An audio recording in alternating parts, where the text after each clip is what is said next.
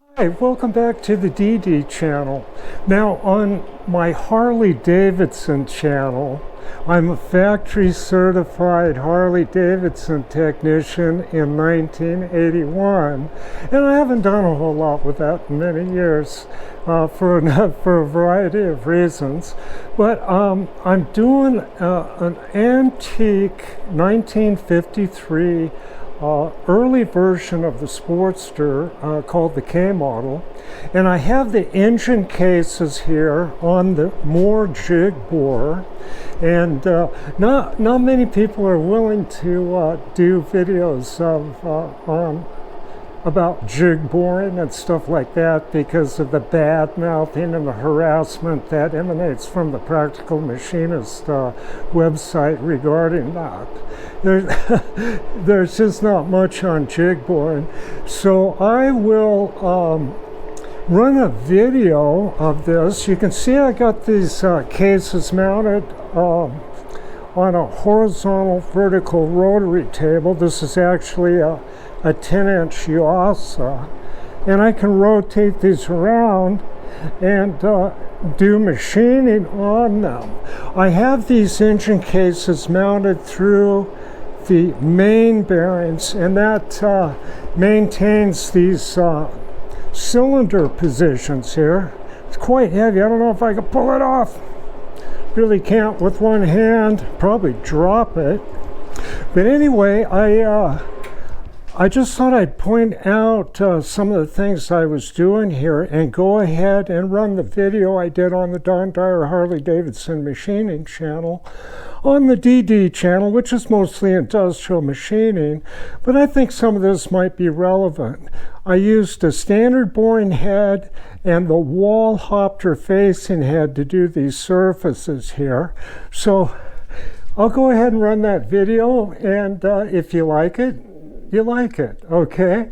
Okay, bye.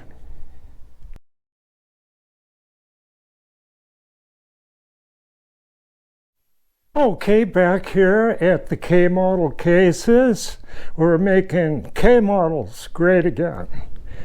And old Sportsters. So I'm going to put some lube on here and tell you about this Wohlhaupter head. So this is a German-made Wohlhaupter automatic facing head. It also bores, but I prefer to use the Criterions or the Moore boring head for boring. So I only use this for facing generally. And this head is a UPA 5. And it's too big to use on a Bridgeport. So if you're shopping for one of these heads, you just got to know the distance, the longest distance you're going to be cutting. Like this might be 2 inches. So a UPA 2 would do it, but probably a 3 would be better. But this is the head I have here. I got this from the Boeing surplus store in Kent, Washington in the 1980s. They discontinued using jig borers. So I got that pretty well lubed up there. And the holes in this are 7/8 of an inch. And I make my own cutters for this thing. And this is made from a 7/8 inch hitch pin. And I ground it and machined on it. And I brazed in, you can see, an old carbide insert. And the boring or facing head that's in there is a little shaped just slightly different. This one here cuts up to a lip.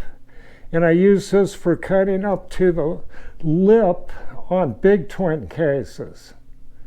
So I just thought I'd show you that. Yeah, I fabricate my own tools because they work better that way. So to get this thing to work, there's this collar here. And there's these pins. And with this tool, I'll push a pin in. So every pin you push in feeds 1/2 thousandths. So I want this thing to feed a thousandths. So I'm going to push a pin in over here on the opposite side. Now it'll feed a thousandths. You know, if you wanted to feed 2 thousandths, then you have to push in 2 more pins. Or 3 thousandths, you know, you have to push in 6 pins. So let's get it going. I got it set at 5 thousandths depth. And you see this collar here with the pins stays stationary. So this will face like a lathe. And let's start it up and start facing. Let's see how we're looking. Looks okay. Now, sometimes this thing, when it's cool, roll up my sleeve, because I'm going to keep my hand on this collar here and keep the button pushed in because it's a little bit cold. We'll see if it feeds. I'm going to do it by hand, rotate it. Everything seems to be a go. So here we go. I'm going to run at about 260 RPMs. Oh, got to put it in gear. There it is.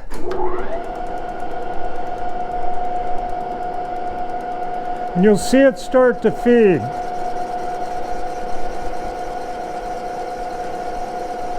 I'm not sure if it'll clean up at 5 thousandths depth, but I think it will.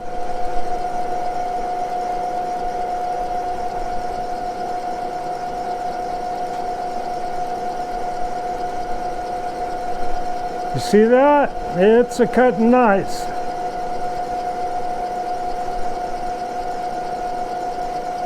Looking real good.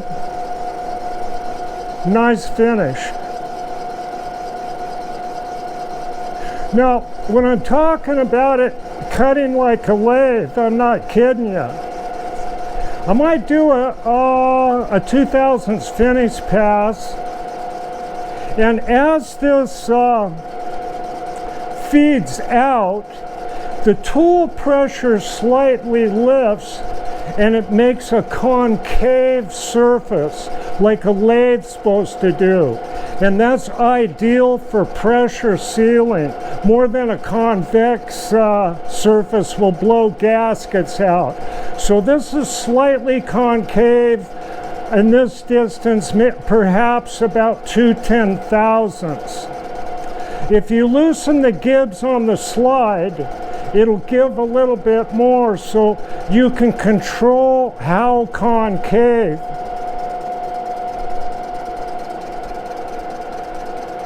I think it's looking great. Completely cleaning up. Almost at the edge. You gotta check for clearance because this thing's feeding outward. 269 RPMs. I can run this thing up to 400 on this machine before it starts shaking. It's starting to shake a little bit, but we're looking good. Almost to the end.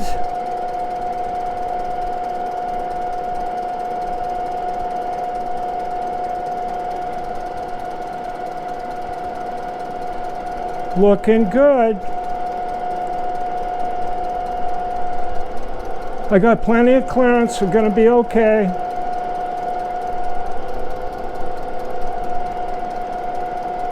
If it starts smacking the case, I got to shut it off quick, huh? Looking good.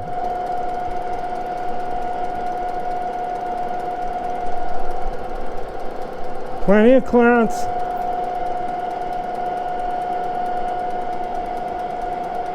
Alrighty. That's it. All right, let's see See if I can just kind of dust that stuff off. Yeah. Now the retail price on this head, now I'm going to go just slightly more.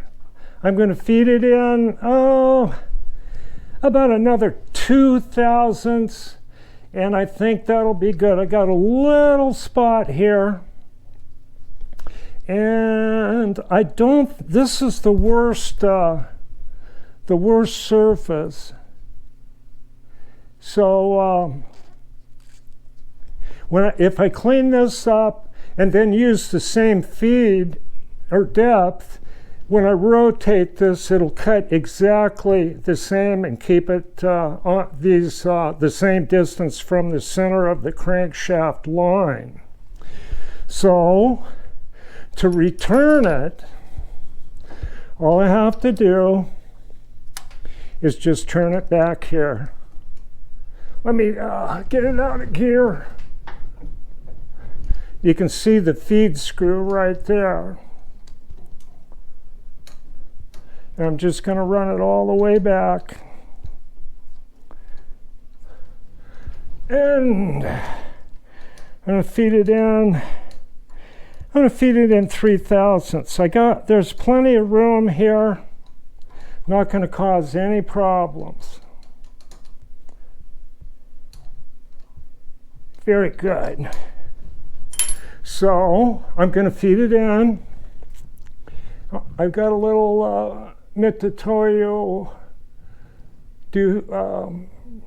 gauge on the quill here. There we are. Right there. Looking real good. I'm going to slow the speed down just slightly.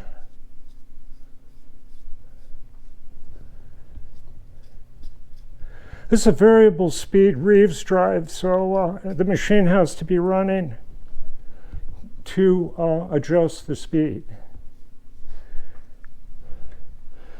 Get some of my special cut and wax all the way around.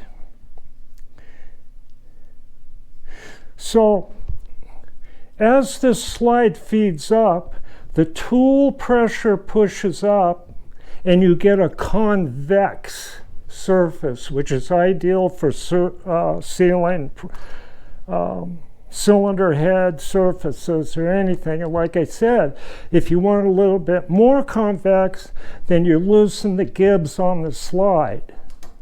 Kind of makes sense, doesn't it? Okay, I'm going to keep the feed the same. Put it in gear. It's in gear. I'm going to fire it up and drop the speed a little bit if the pin stays in. Looking good. Here we go. Okay, I dropped it. I dropped a little more. 230 or 220.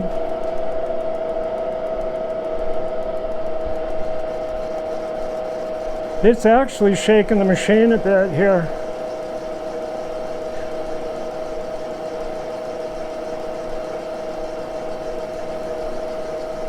Nothing to be concerned about on this particular job. And are we cleaning up that little spot? Absolutely.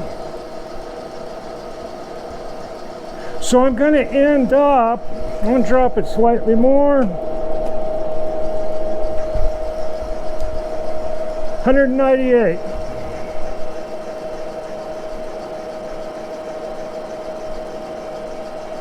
What a beautiful job this thing does.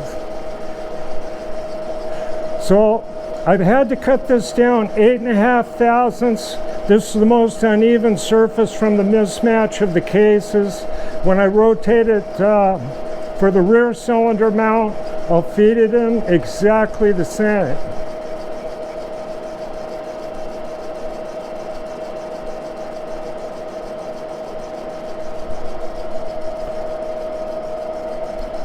So nice.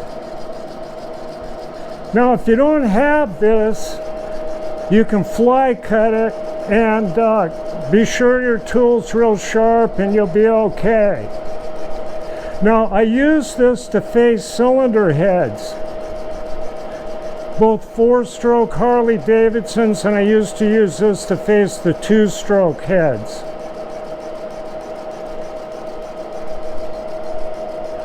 Two-strokes seem to have been replaced way back when I was doing stuff in '06.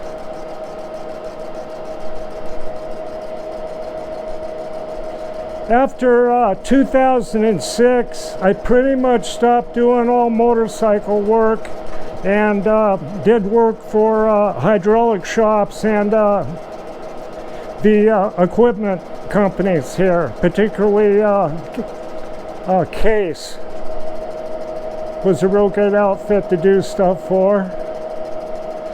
I never did a thing for John Deere. They seem to just replace parts, not rebuild anything. This whole thing's just kind of shaking. It's pretty cool.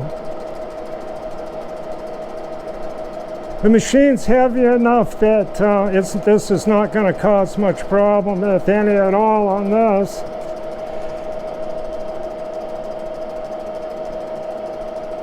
But I could counterbalance this head.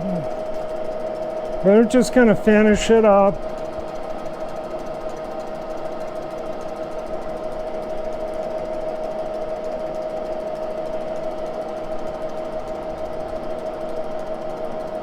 Very, very good. Holding the depth.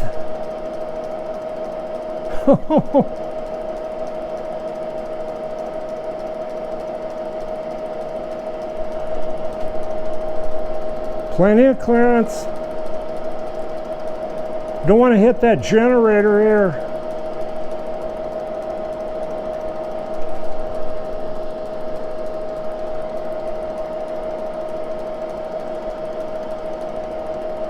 Completely cleaned up.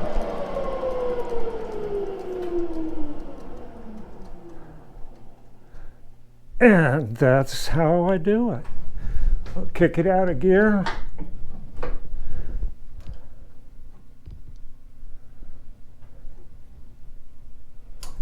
Return the slide.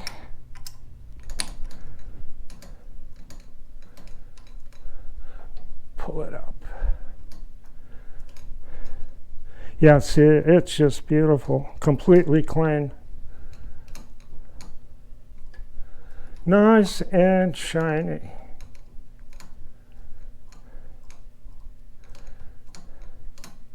People would wonder how I get this kind of finish back in the day. And I wouldn't tell them. You turned that on a lathe. How did you get that in a lathe? I had a big old lathe too back then. Big old Lodge and Shipley power turn.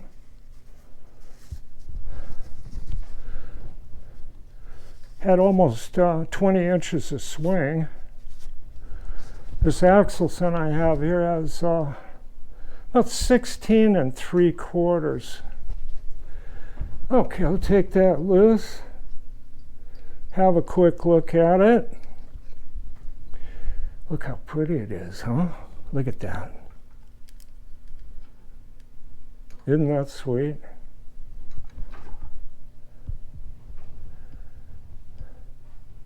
I call that a finish to die for. Nice finish inside, nice finish out.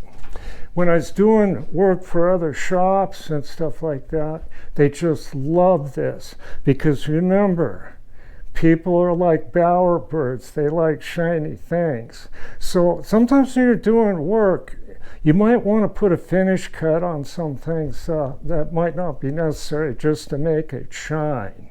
And another rule of thumb is when you do something for somebody, don't give them something that they're going to get cut on, because that makes you look bad. So I'd have to take and deburr this. It's razor sharp here, this edge. Okay, we'll be back for the rear cylinder surface.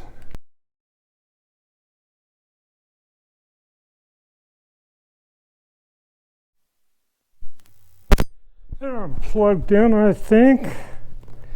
Hopefully the sound's working good. Now I got this rotated over, and I got to feed it in 8.5 thousandths. And I'll take 5 first. Get some wax on here. Now this is slightly offset. It's going to cut on the front side here first. And then it has to stop by this notch here. So it'll start cutting a little bit on there. And I think I'll put this on the DD channel, just showing facing with the Wohlhaupter here. Now, I'm going to, since I had the head installed, I'm going to go ahead and face this, and then I'll put the standard boring head in and open up for the cylinders there, as I had to squeeze these case halves together from warpage, damage, whatever. So I get this in a good spot. I got everything leveled. I got jacks under there to support this. It's all square, looking good. I'm going to feed it in.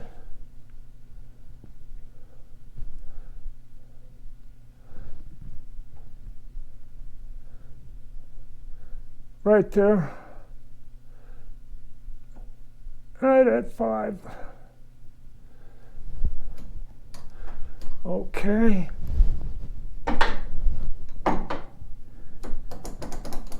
Everything, I believe, looks good. I got a brass counterweight on the end there. And here it goes.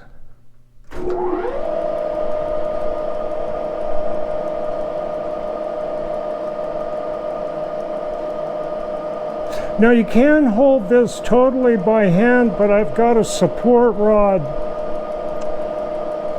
going in between the vertical ways on this Moore number 2 jig bore, running 180 RPMs.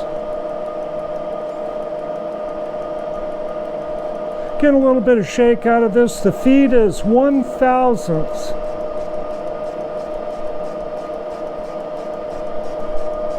And it's starting to cut.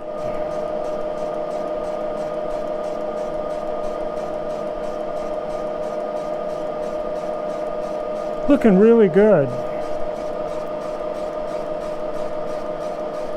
Yeah, this is a 5-inch Wohlhaupter UPA5. It's a real chunk of metal. But for the most part, this jig bore handles it just fine. I think a UPA 3-inch head would do this job.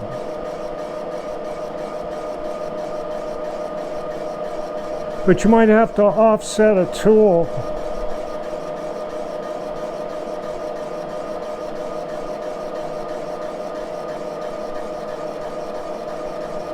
Yeah. Just purring right along, making a real nice finish.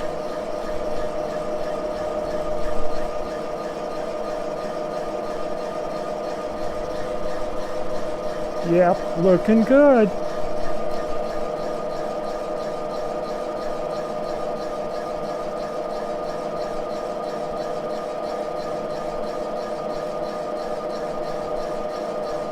Now, one thing you can do, if you have to squeeze these cases together considerable, you can put steel inserts in for the cylinder studs and move them outwards. But I don't think I have to do that. I might just have to slightly grind on the cylinder stud openings just slightly.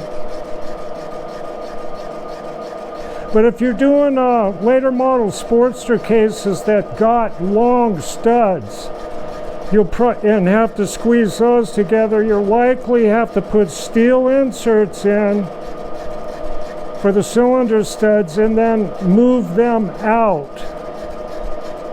so the studs will slip through the cylinders and the heads.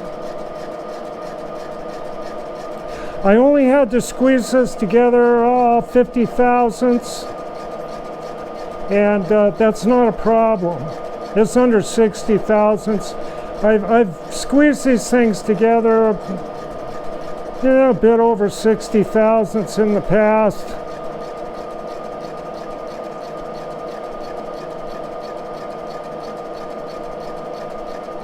Doing that extremely good finish.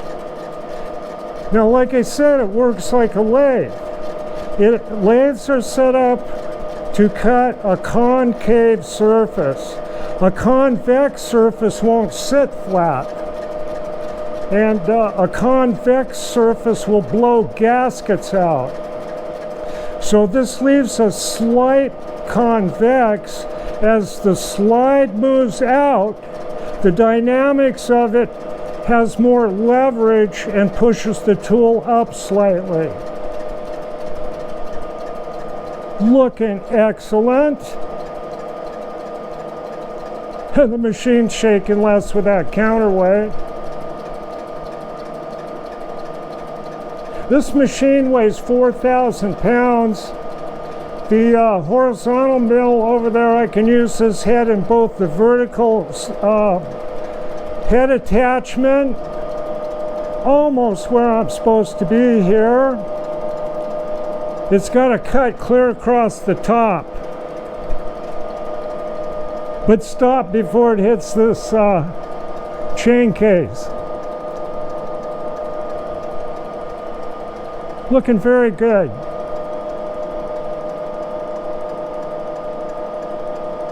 So this leaves an ideal finish because of the convex surface.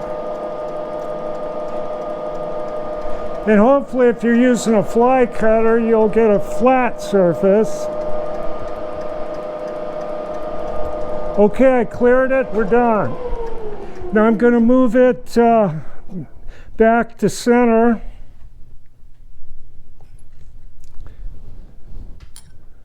Just like this. Take it out of gear.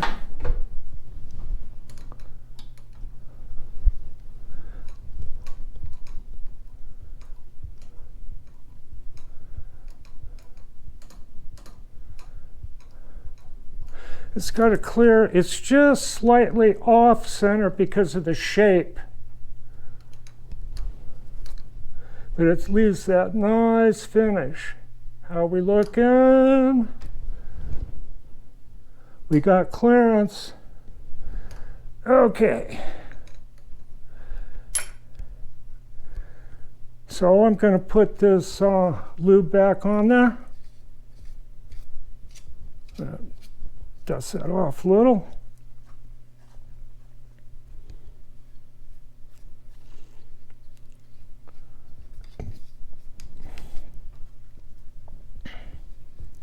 Yeah, this is going to be okay.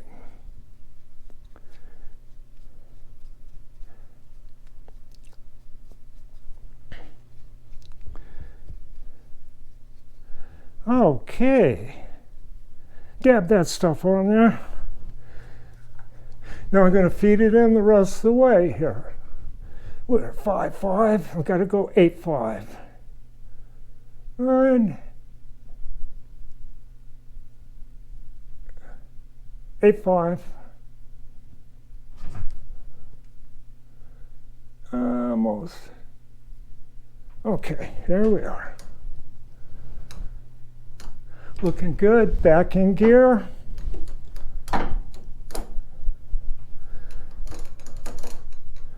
And give it a shot. Here we go.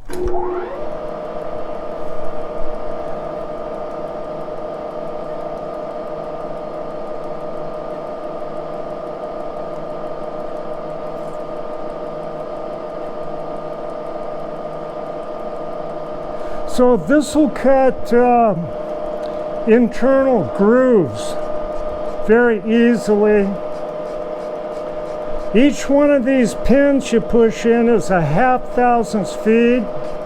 I got 2 pins pushed in.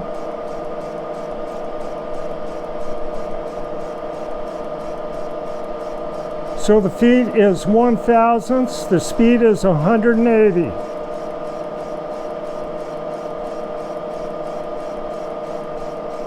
Okay, we're cutting on that front side.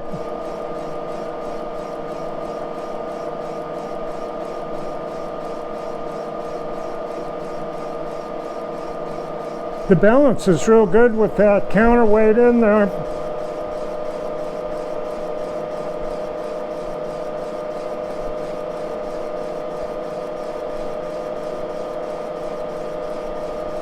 Almost cutting all around it now, complete circle.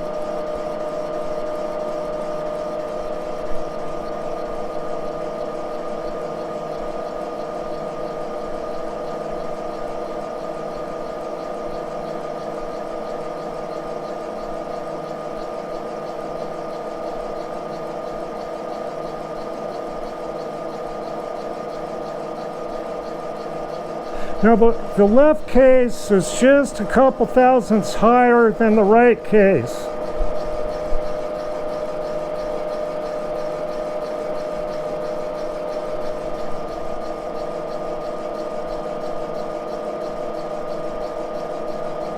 Absolutely insanely good looking.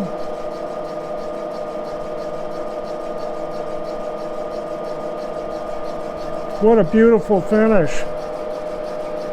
Now I had fixtures that I could do the Harley Davidson cylinder heads like this and put that finish on it. Now one guy that does cylinder heads, really pretty well known person, finishes cylinder heads in a lathe to get this.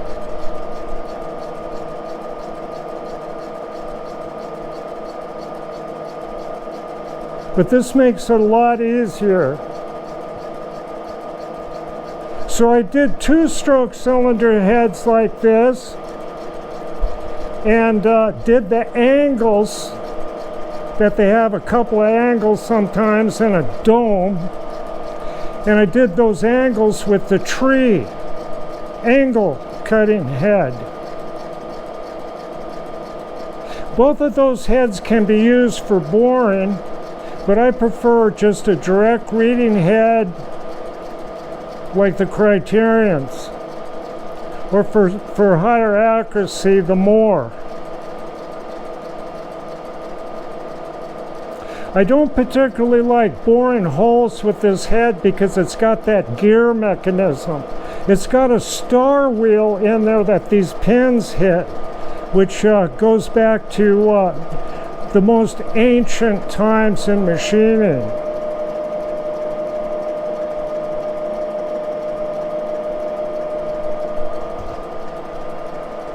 Now the machine's just starting to almost shake a little bit as I get to the end here as that slide extends.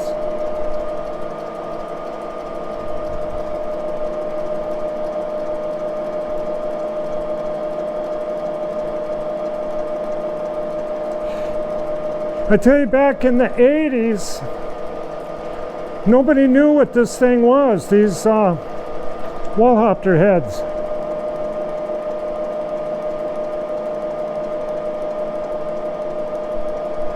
Before I had this jig borer, I ran this on a horizontal milling machine doing the same thing. And how we looking?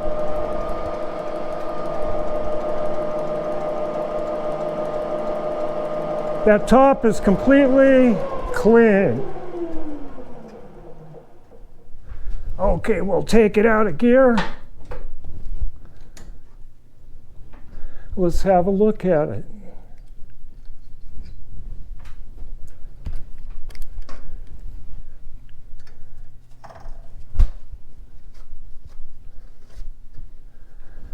Dust it off a little bit.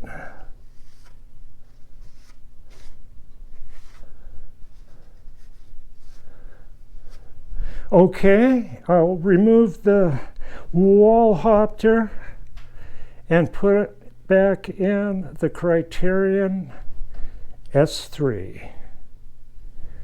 Be back soon. Oh. So nice. Look at that. Nice and shiny.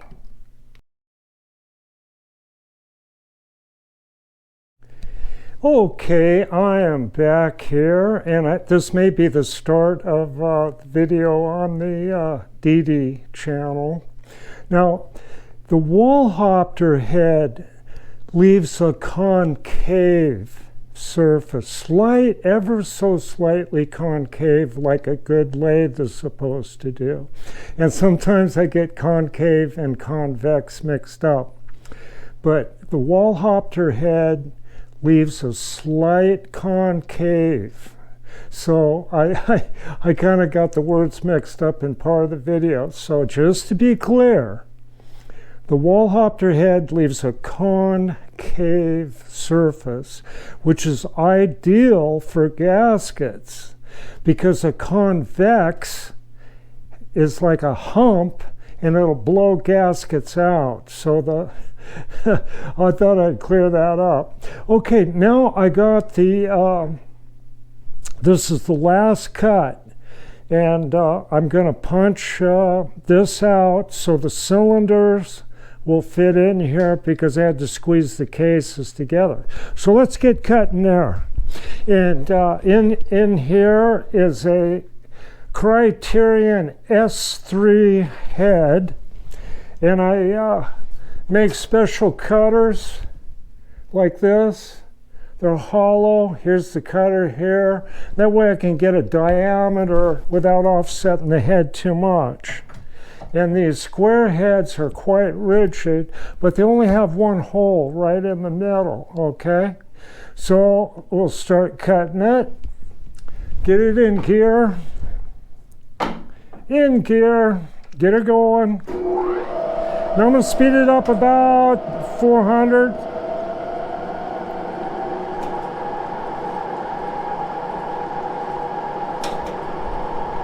About 396 should be okay.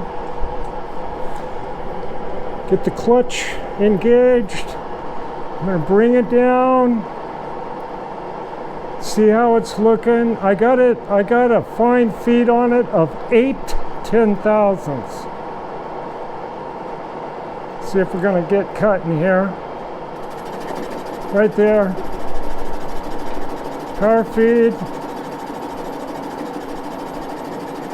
Looks like it's doing pretty good. If it starts humming too much, I'll slow it down. Looking very good.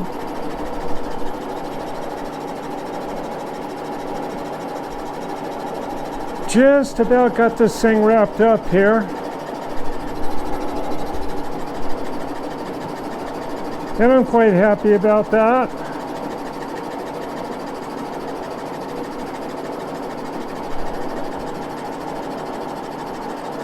That's doing okay. All locked up, all level, centered. Very, very good.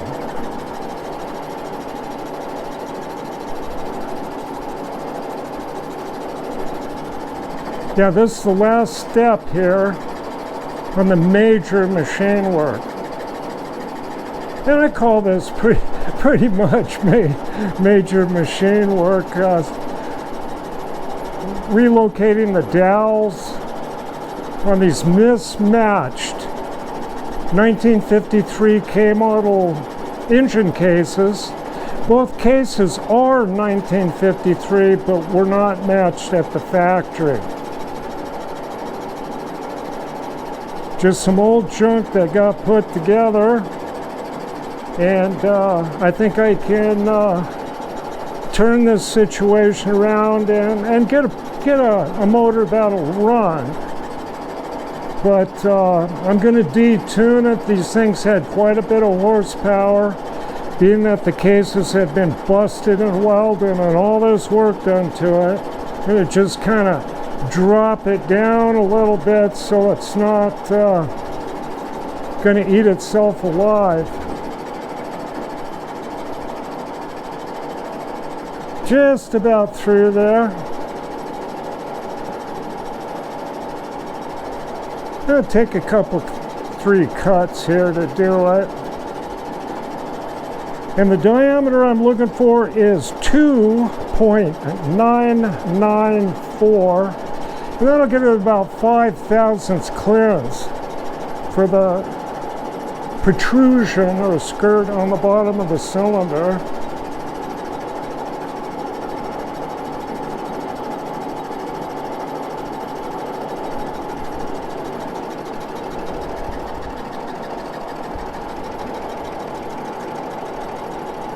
Yeah, doing all right. Okay, I think it's through.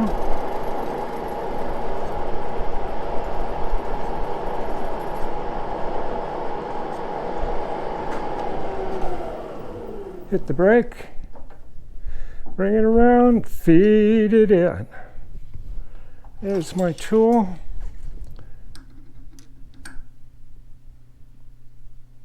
Okay, take about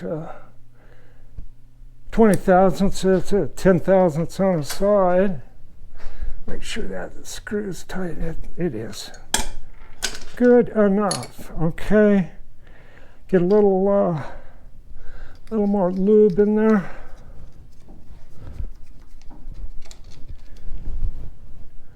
Right there.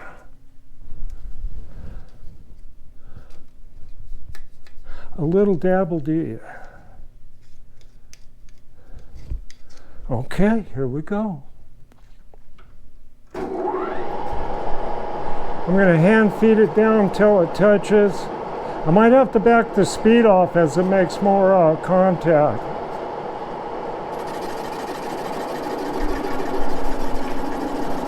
Yeah, I'm going to drop it down a little bit.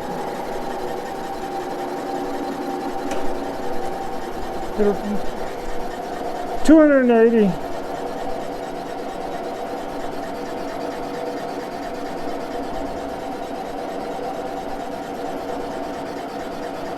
Seems to be happy enough.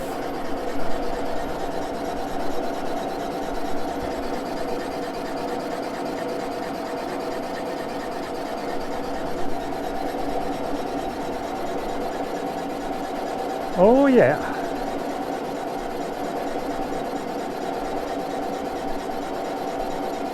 Now, this whole thing I'm doing here with these cylinder surfaces would be much easier on the horizontal milling machine, where I could lay this down rather than standing it up. It's always easier to lay things down than stand them up, but I went ahead and used this because this would be more like you would do on a Bridgeport, or you would have to do on a Bridgeport. Most people don't have horizontal milling machines these days, but I find them indispensable. Really glad to have that old Brown & Sharp horizontal milling machine. Things are looking very good.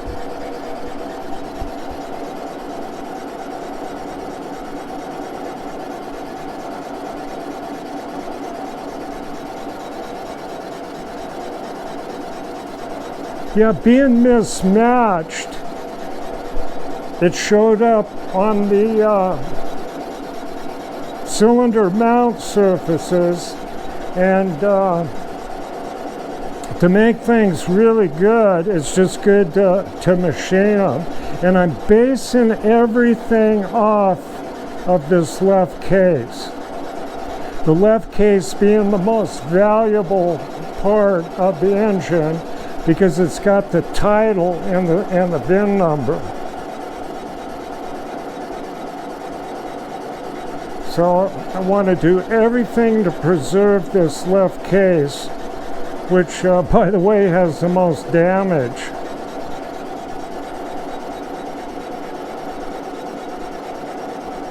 It'll be a relief to be done with this phase of this. That's a considerable amount of work.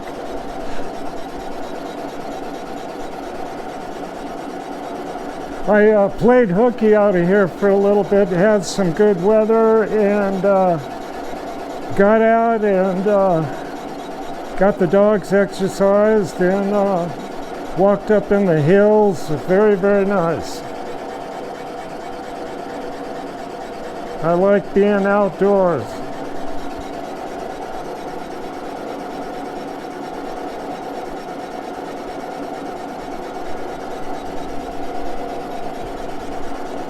Just almost midnight here right now.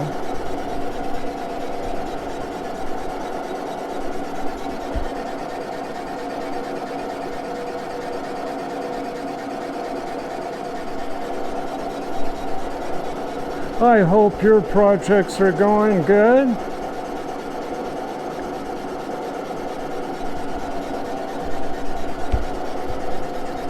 Oh, it looks so good.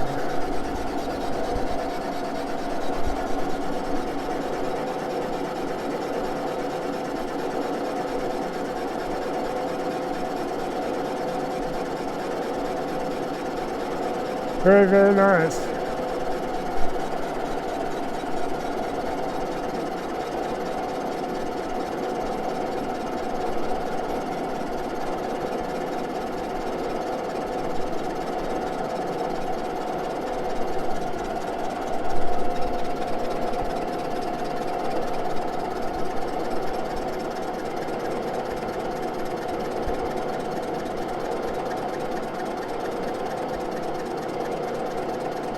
Punching it all the way through here.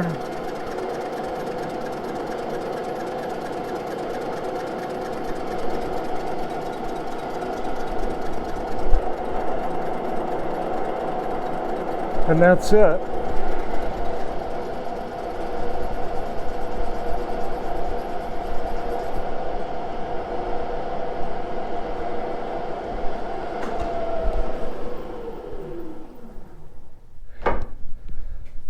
Okay, I'll kick it out of gear.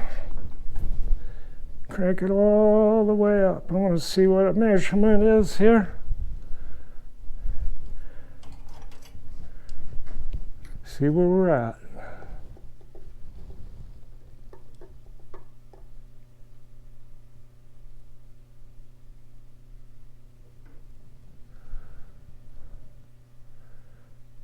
Got just about 10 thousandths to go, 11 thousandths. Oh, there we go.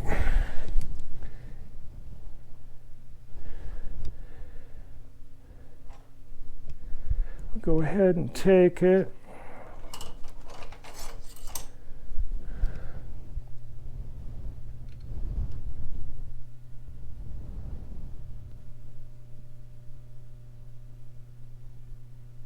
Right there. More of that magic wax, beeswax lube here. Beeswax and Castrol Molly D. Some tap magic in there. A couple of extra toxic ingredients. There we go. Get it back in gear. Hit the button.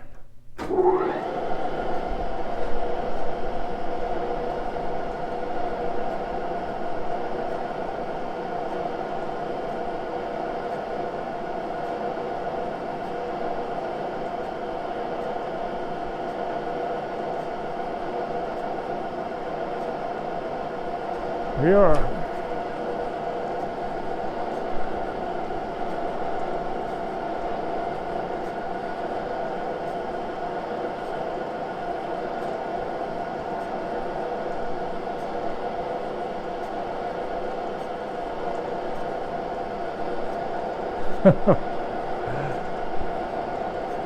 Yeah, I got just a little bit less than 1/1000th of an inch feed.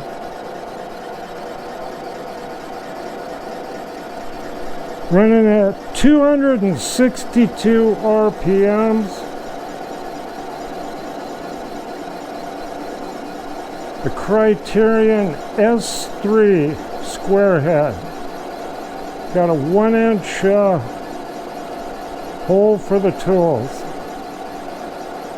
I prefer these square heads over the standard ones because they're more rigid. They're shorter, more rigid. But I have to make my own bars for them for this application. But I make my own tools anyway.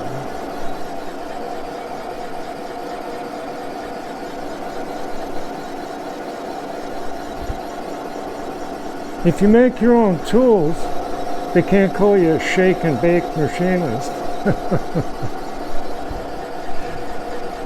Now, a funny thing about this, I'll tell you. I know other people that could do this, that have done this, but they're not going to do YouTube videos. Not willing to. There's people out there know a hell of a lot more than me, but they're not willing to do videos on YouTube.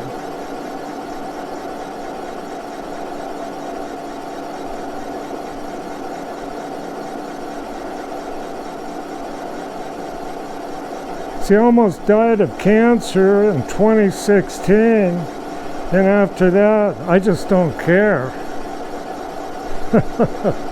It doesn't bother me a bit.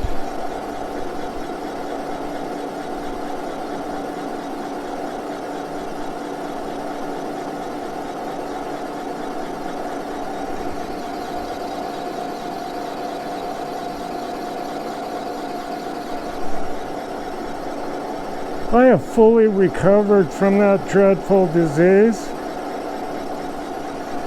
I had 11 major surgeries.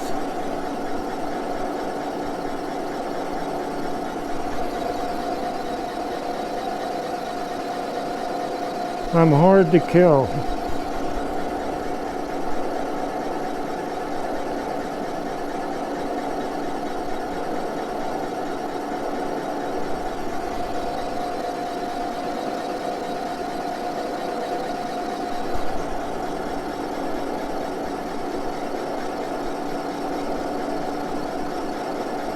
Doing great. Excellent finish.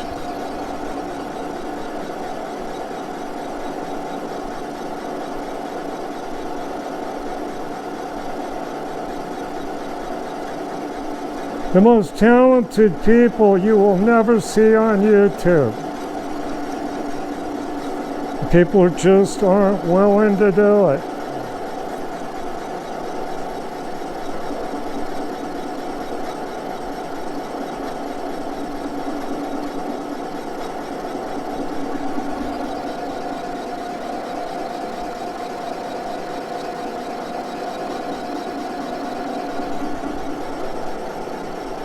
And I find that funny,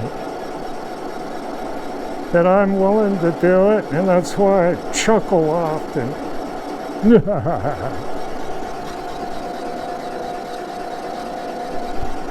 How's that?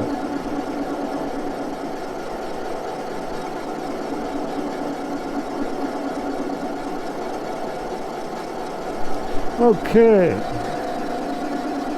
It's a #2 jig bore machine made by the Moore Special Tool Company. This machine is like a 1952 and it's working on a 1953 K model.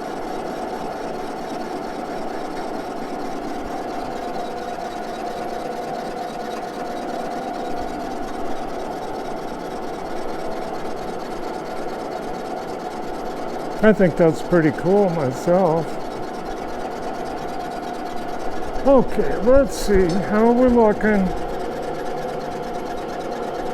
Just about cleared here.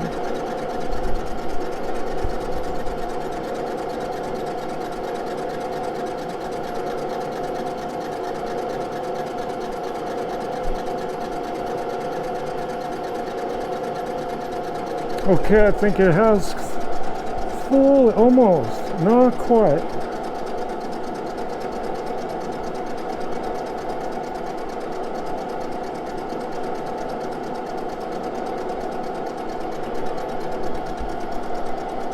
Looking at the front,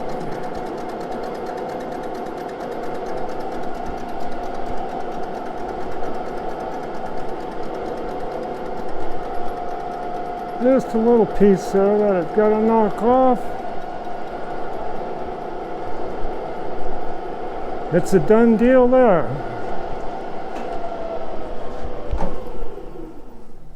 Okay.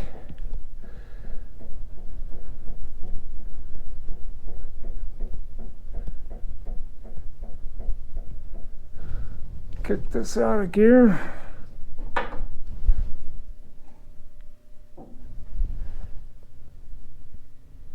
And where'd that caliper go? Right there.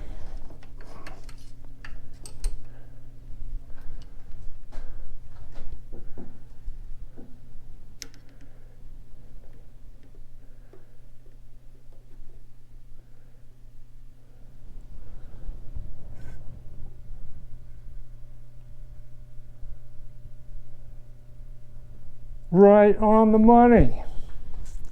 Okay, I'll clean this up, get that head out of there, and we'll stick the cylinders on. Back in a minute.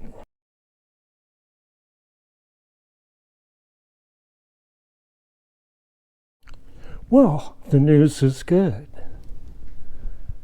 How about that? That look a little better with them cylinders sitting on there. I'm very happy about that. Very nice. There's a lot more to do on this engine. I'm missing some parts, and I really appreciate the donations, and keep them coming if you can. And I'll get a list and mention everybody by their first names that have donated. I really appreciate it. It will make this happen. But nonetheless, I could easily make 500 videos on Harley Davidsons and not run out of content. Yeah, that's nice right there. Very, very nice. Let's see, let me grab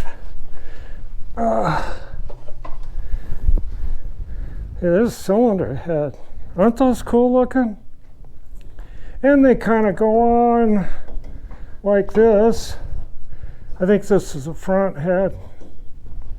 But anyway, getting closer. Cylinders fit just right. 5 thousandths clearance is what those, the skirt, you know, the part that sticks down in there. Side valve, flathead engine. Thanks for tuning in. More to come.